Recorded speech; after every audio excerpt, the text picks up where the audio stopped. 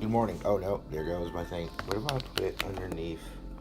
These whole streams have been so weird to kind of do.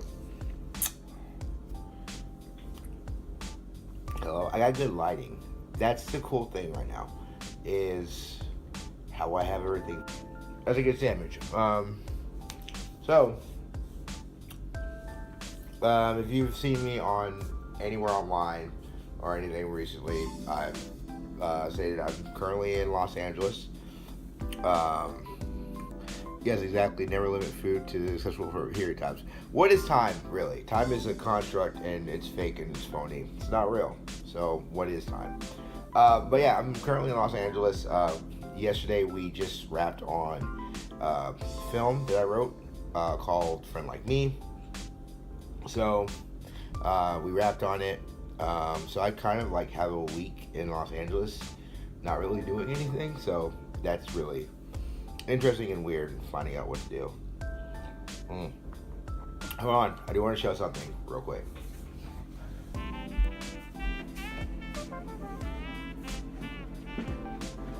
So Aziz Tuajeri worked. He directed the film, and he's worked with a lot of people in Hollywood. And his mentor for our shoot made us cupcakes. How does that work? Does that look? Can we see in there? Look at that. That looks nice, right? I'm going to leave it out. So I had it in a freezer because it was out. I didn't want it to get like weird and mushy, especially like frosting. This frosting is weird. But also the breading on the cake was just so soft and moist. Look at that pretty frosting. Yes, it was gorgeous and it's delicious, and I thank her so much. So yeah, kind of a little bit of a backstory on that. I have been writing. I don't know where to put this. I'm gonna put this right here. I've been writing for years. Actually, maybe about 10 years this year. I've been writing, doing stuff like online for gaming and stuff. But I've always loved fiction. Never really got a chance to write any fiction. So a friend of mine was telling me about a class that they were taking, and kind of urged me to take that writing class. So I did, and then we were talking about kind of writing a film together, and they gave me a really good idea for a short, and they kind of gave me the genre they were looking for and the idea. So I kind of took the ball and wrote a treatment. So a treatment is kind of like your play-by-play story, like your overall synopsis of what the movie is. So I wrote a treatment, and I sent it to Aziz Tuajeri and my buddy Alfred Confiato. Just to kind of get notes, because I didn't really feel confident in writing, which is like a lot of stuff, right? Like when you're dealing with stuff, is how do you feel confident? How do you know what you're doing is actually correct? So I didn't really feel very confident writing, so I just was like, yeah, hey, guys, check it out. And they did. And they were very much pushing me to write a full script. I didn't feel really comfortable about that. I think it's really easy for me to say now because everything is done, but I didn't feel comfortable about writing a full script because I had never done it before. I didn't feel like great, and I was like, it's kind of, could be kind of weird. But Aziz kind of took it upon himself to write an outline for the script, which was super great. He wrote the outline and kind of took, my basic idea and formed it, and I was like, oh, okay. And then I decided to do the rewrite for it. And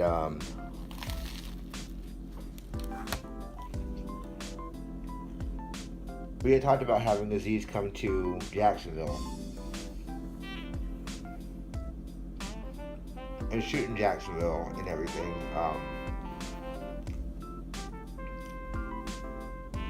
But then he was like, hey, why don't you come to LA?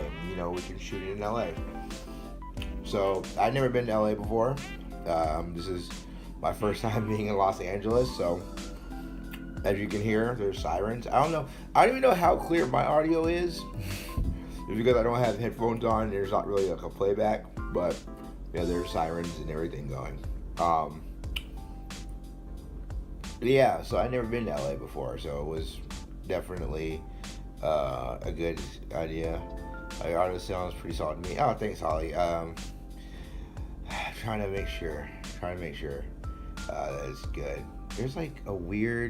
There's like some cleanup we have to do because we have shoots. I'm going to talk about the whole thing. Talk about this whole kind of expansive experience of shooting this film. And have it all preserved right here on Twitch.tv/TurboBison. The thing I didn't do, I didn't be self-promotish this weekend, which I feel it might be counterintuitive, but it is what it is. So yeah, so we get everything set up. My buddy Alfred couldn't make the shoot, so I felt bad because I've always wanted to work with him on something. Guys, like my brother, I've known him since I was in like the second grade. Like kind of one of the things that's in the short is like literally how we first met. Like we were kids, and like I was in second grade, he would have been in third because he's a year older than I am.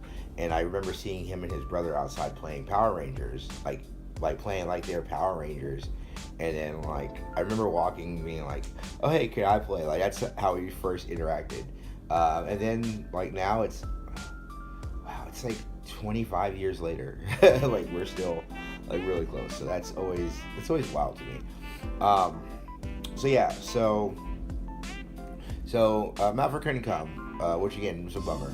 But I was able to come. So I flew out Saturday morning at 5 a.m. in Jacksonville. So, and kind of like quantitative, like that would be like 3 a.m. here in LA. 3 a.m. 5, 4, 3, no, 2 a.m. in LA. So around 2 o'clock in the morning in LA, I flew out of Jacksonville. So in the morning I fly out, I get there late, I go to TSA, and I have my suitcase, I have my whole bag and everything set up, and I go to, you go in where you check in the bags, and there's supposed to be somebody there at the gate, to put your bag in, verify you are who you are, and everything like that. So I go and I check in my bag, and there's nobody there. It's like 3:30, 4 o'clock in the morning, because I parked my car, I took the shuttle, and the shuttle took forever. So it was like 3 o'clock in the morning. So I put it there, and then I go to TSA, because TSA line, for some reason, was like just backed up in Jacksonville that day. And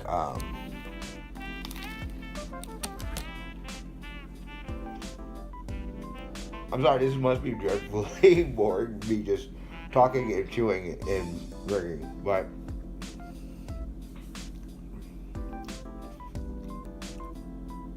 we go to the TSA line, and I'm in the TSA line and get to the point where they're about to check me out in TSA, and right before that happens, I hear a call on the intercom, Travis Foster, too, because everything, I'm still legally at Travis Foster, so Travis Foster back to the the check-in station at American Airlines. So I'm like, okay, so what did I, it's like, okay, I shouldn't have just left it there. And then the guy comes in, I guess he wasn't there or came in late. But there's a line now where the self-checkout was, but he was able to kind of get me, scan me in. So now I'm rushing because it's like 4 and they're boarding at 4:30, and the whole line is just, it's back, the TSA line is backed up. So I'm just, every second, I'm just like, okay, let's go. And, so I get to the TSA line with no issues. And then we go to the plane, and I'm in like kind of last boarding group, so that also kind of helped me. It's a great thing about getting discounted tickets or, smaller tickets is that you end up in a lower boarding group. But because of that, like, by the time I get ready to get on the plane, like, hey, we overbooked this plane. So I'm just like, oh, fuck, like, what's going on? Like, and I have to get here at a very specific time because someone's coming to pick me up, and they're asking people to not take the flight. But we're able to get in. We get in, no problem. Fly off, get to North Carolina. I get to North Carolina, buy a couple of Duke shirts. I'm a big Duke basketball fan, so I got a chance to buy a couple of Duke shirts. I wanted to get a Carolina Hurricane shirt because I am a fan of the Hurricanes hockey team, but they did not have any at that stop, so that was a little bit of a bummer. And yeah, so we go to Charlotte. I kind of go, give me something to eat, do the very boring stuff that you do in the airport. Then we fly from Charlotte to LA. We ended up getting to LA an hour early, so I went from almost missing the flight to getting to LA an hour early. So kind of stayed around LA in LAX for a little bit, which was fine because luggage takes forever to get set up and all that stuff. So I ended up coming down and then run into Aziz. So again, Aziz Jerry, who is 2A Jerry on Twitter. He is a fantastic director. He is just directed a new film that is currently being shown at the Saudi Film Festival called Red Velvet, which was tremendous.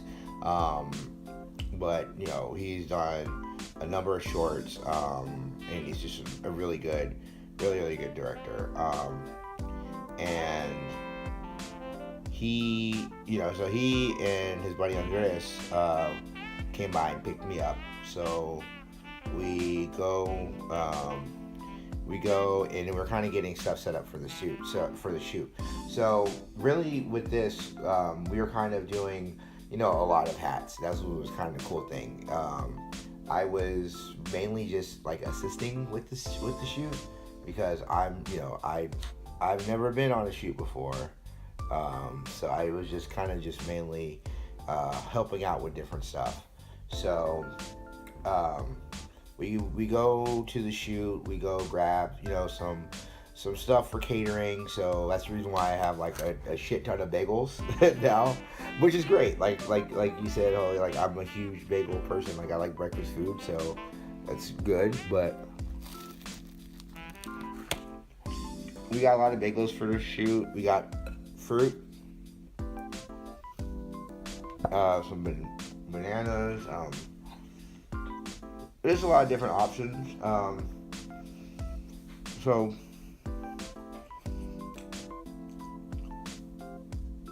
Excuse me. So we get the catering and we get everything set up, and no such thing as too much bagels. Yeah, I would agree with you.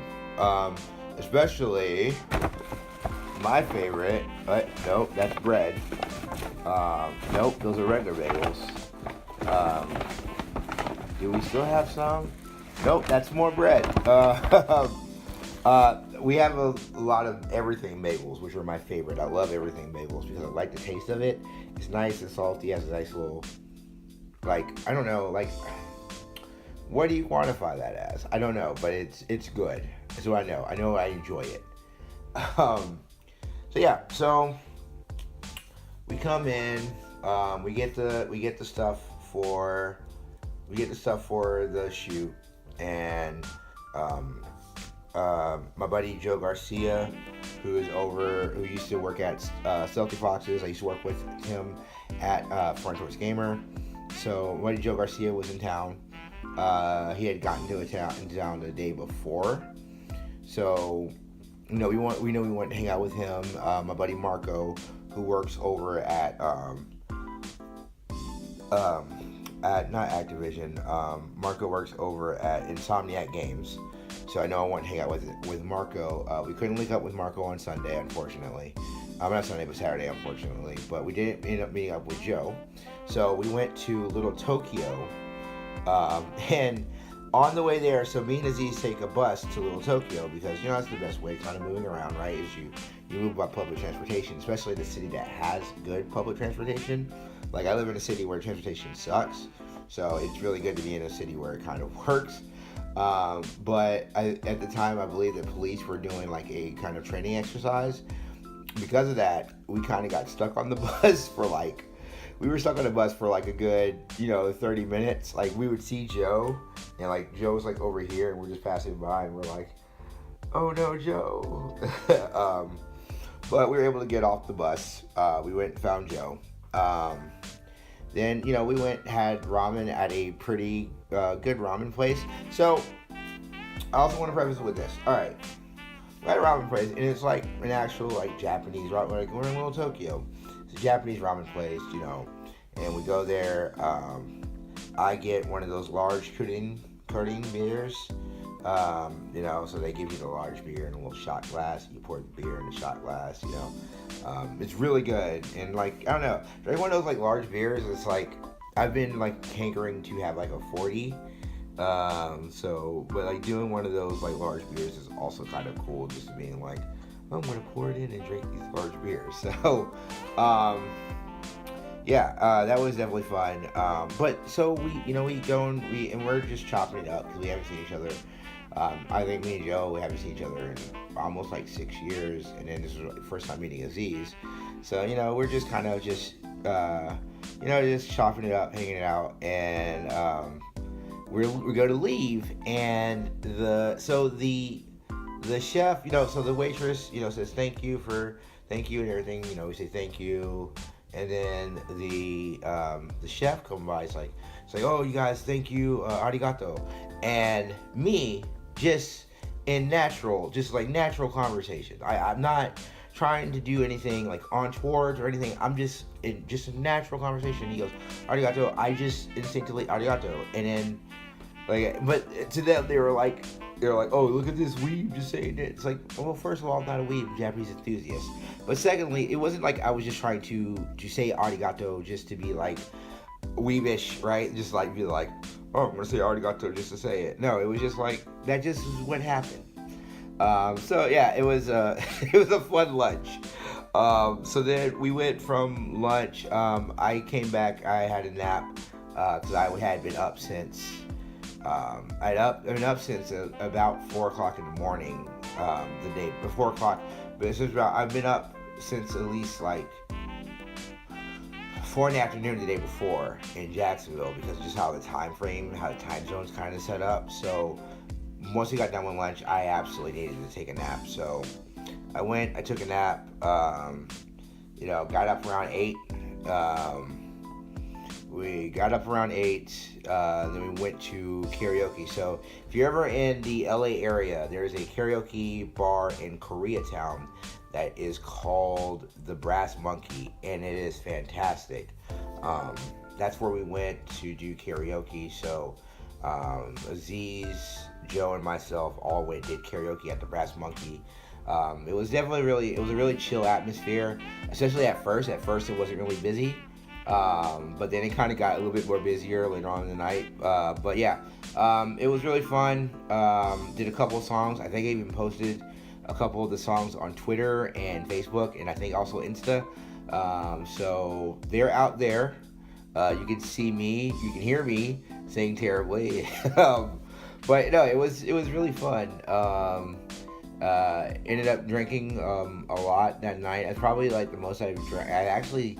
Last time I drank this weekend was then. I might change that tonight. I don't know. But yeah, we definitely had a lot of fun.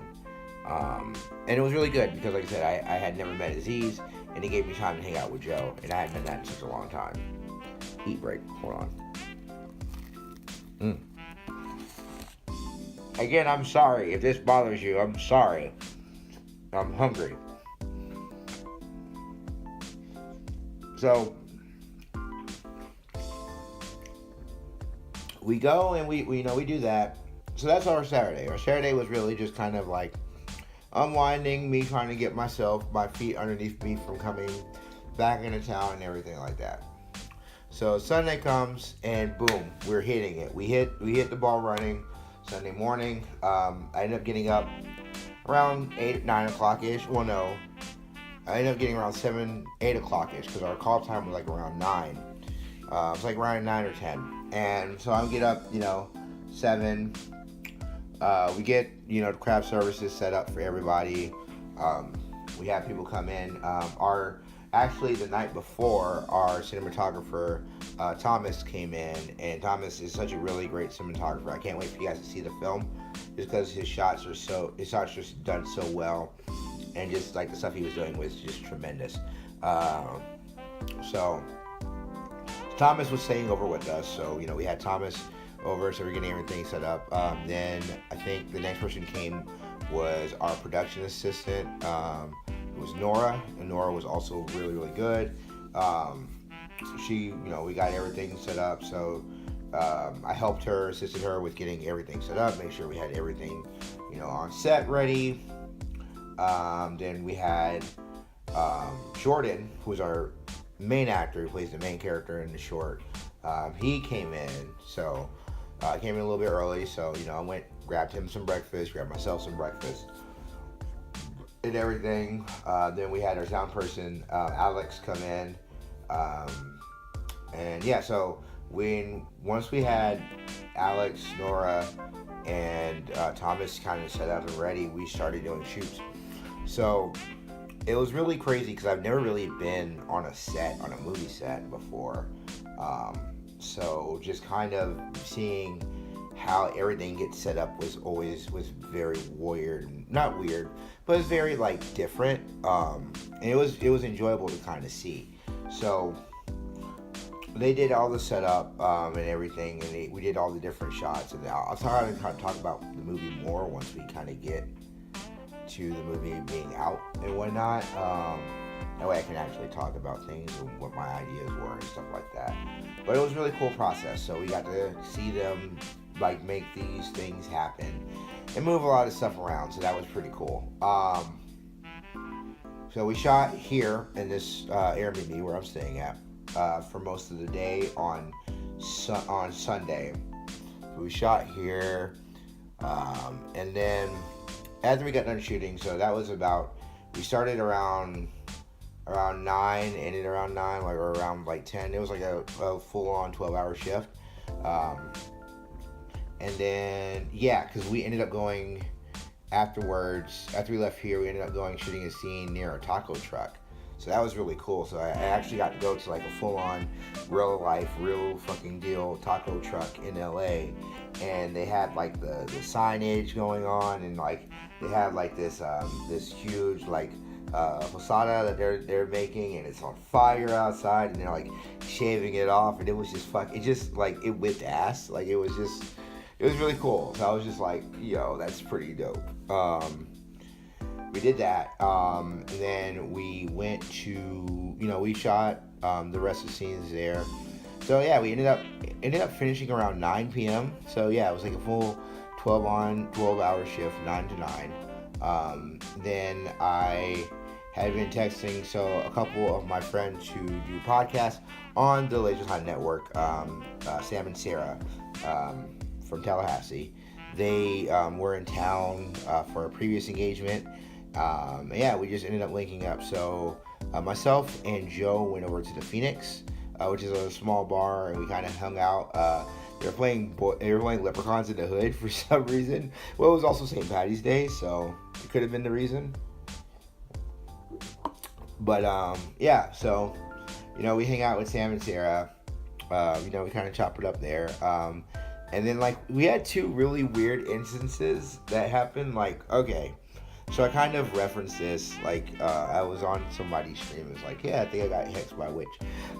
So the first thing, so we're sitting down, we're all drinking, we're chatting, like I said, I'm just chopping it up, and this guy comes by and he's just what do you guys know about existentialism? And we were just excuse me? He's yeah, when you're just alone, what do you know about that? And we were just and I just to the point where I just end up stopping him. Hey, I don't know anything about that. That was literally my response. I have no idea about anything about that. And then he kind of just stumbles away. But the crazier one, that's a bad terminology, but the wilder one was after that we were sitting down, and this lady comes by, and she's just doing this thing, and we're pretty sure she's a witch, but she's just like doing this thing, and she's like, she goes over and she points at Sarah. She's like, "What's your name?" And Sarah's like, "Sarah," and she's like, "Is it with an H or no H?" Sarah looks at her and is like, "It's with an H." Ah, Sarah.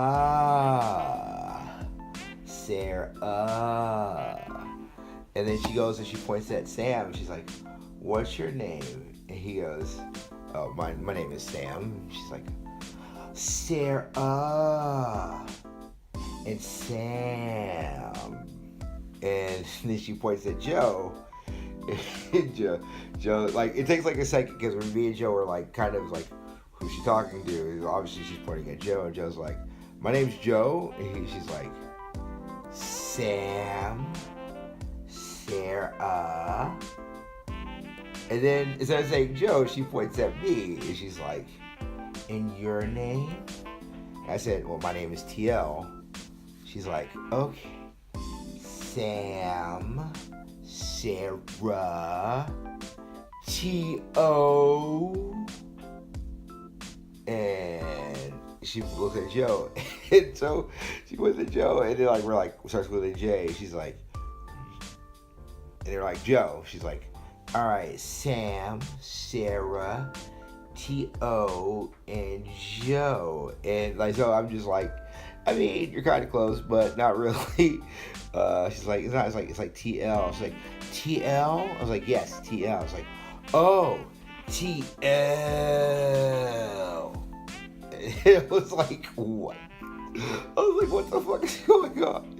TL. So then she starts saying the name again, and then she just is repeating our names over and over, and then she just ends it like she's like twirling around, just like Sam, Sarah, Joe, TJ.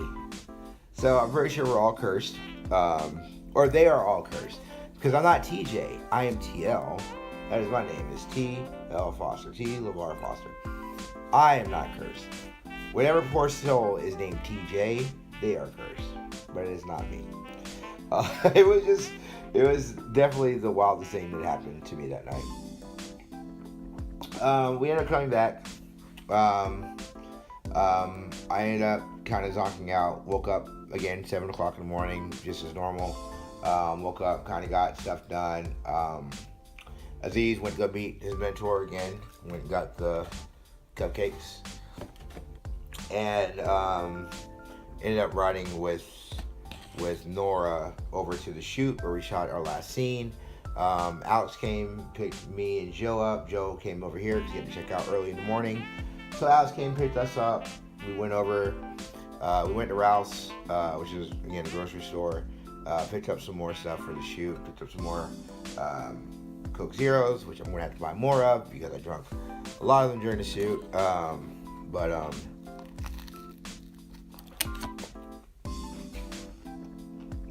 I'm sorry. I'm hungry. I understand.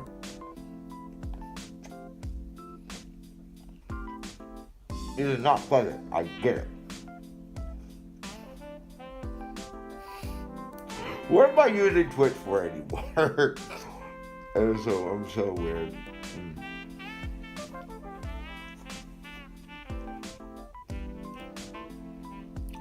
But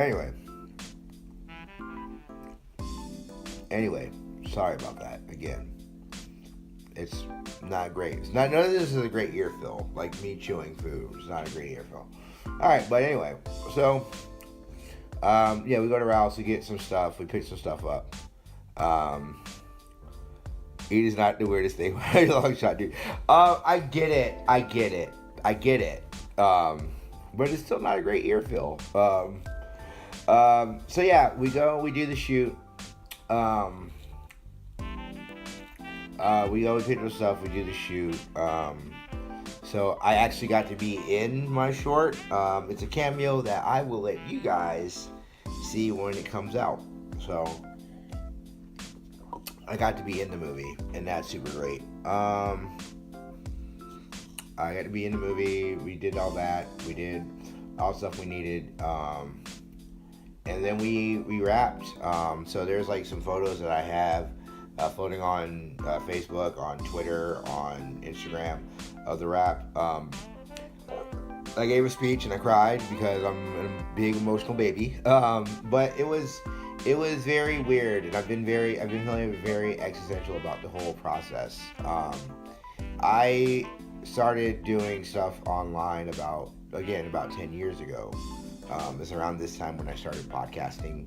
When I started actually knowing what the podcast was, and then knowing that I would want to do that. It was around this time where I started making connections in the games industry and doing stuff like that, and becoming more active in groups and stuff like that.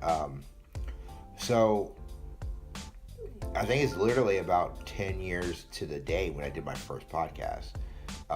So it's such a weird thing where your journey in life goes, right? I'm not a huge fan of like the Tony Robbins, what you achieve is what you achieve, like stuff. I think some of that stuff is kind of really hokey. I think there's definitely a truth to putting positive energy out there in the universe and stuff like that. But I do think a lot of times it's hard work and dedication things. I think there's luck to a lot of stuff, right? And there's who you know and when you get lucky and what breaks you get, right? And I think that is part of luck, is what breaks you get and who you know.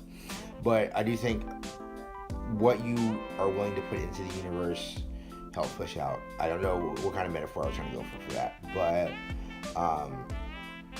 when you're on this journey, you will fail a lot. Everybody says like that whole thing is like you're gonna fail and you're gonna fail a lot. No, you're gonna fail a lot. I have flunked out of college twice. I always joke about it because like it's hilarious now. Not hilarious because there's a lot of money that I had to pay that back for flunking out of college twice.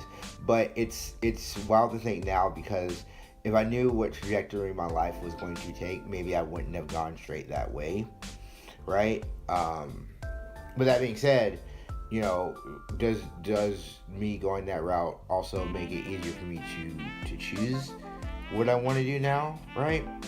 I don't know. That's one of those weird things about life. Existentialism, like that guy said. But you're gonna fail, and it's okay to fail, and it's okay to make mistakes.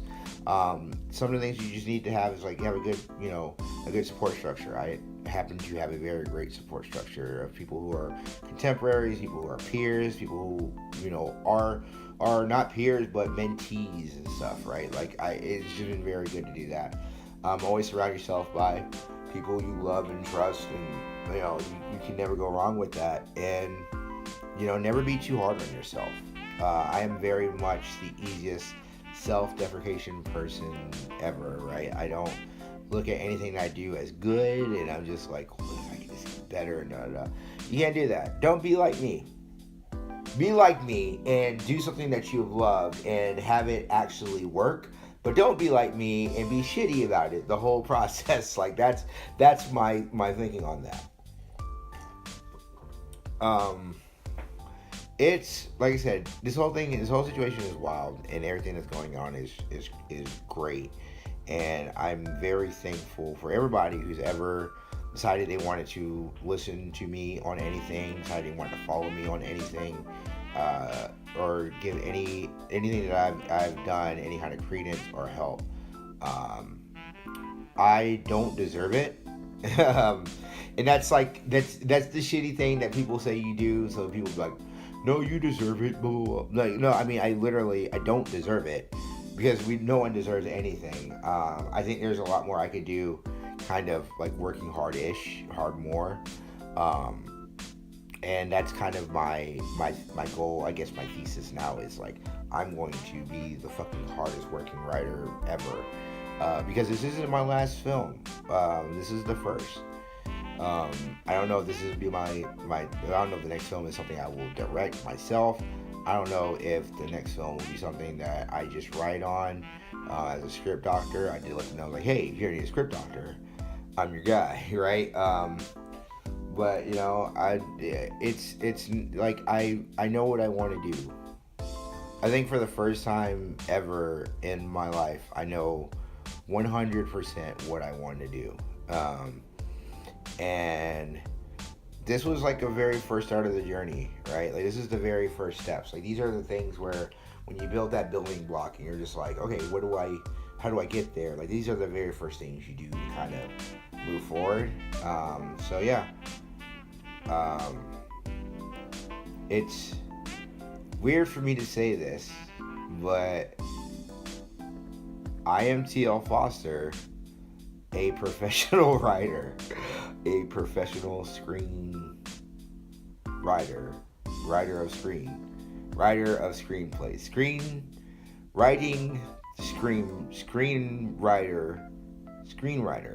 There we go, screenwrite, not a playwright. So that long